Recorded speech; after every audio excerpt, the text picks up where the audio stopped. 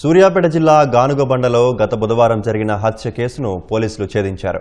గ్రామానికి చెందిన మహిళకు హుస్సేన్కు అక్రమ సంబంధం ఏర్పడింది. మహిళ వేరే వారితో మాట్లాడుతుందని నేరస్తుడు అనుమానం పెంచుకున్నాడు.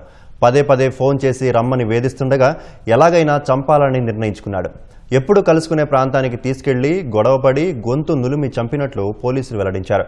మృతురాలి భర్త ఫిర్యాదు మేరకు కేసు నమోదు చేసుకుని కేసు దర్యాప్తు చేస్తుండగా నమ్మదగిన సమాచారం ఆధారంగా నిందితుడిని అదుపులోకి తీసుకున్నట్లు సీఐ చరమందరాజు వెల్లడించారు.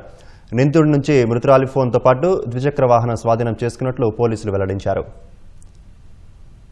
రెడ్డిపల్లి మండలం గానుగబండ చెందిన హుస్సేన్ లేడీ మరియు అదే గ్రామానికి చెందినటువంటి హుస్సేన్ మధ్య సంబంధం ఏర్పడింది.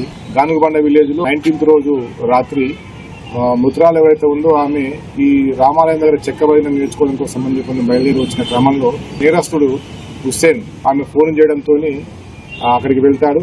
అప్పటికే ఆమె వేరే వాళ్ళతో మాట్లాడుతుంది అని ఒక అనుమానాన్ని ఇతను ఏర్పాటు చేసుకుంటాడు. అక్కడికి వెళ్లిన తర్వాత అక్కడ ఇద్దరు మాట పెరిగి ఇతను తన చేయితోని ఆమె యొక్క మెడని నొక్కి చంపడం జరుగుతుంది. ఆ క్రమంలో అక్కడ ఉన్నటువంటి దొడ్డికి సంబంధించిన వ్యక్తి ఒక అతను టార్చ్ లైట్ వేయడంతో ఇతను అక్కడి నుంచి పారిపోవడం జరుగుతుంది. సమాచారం మేరకు ఈ సాంకేతిక పరంగా మరియు టెక్నాలజీ పరంగా వీటిని ఉపయోగించి నేరస్తుని పట్టుకోవడం జరిగింది.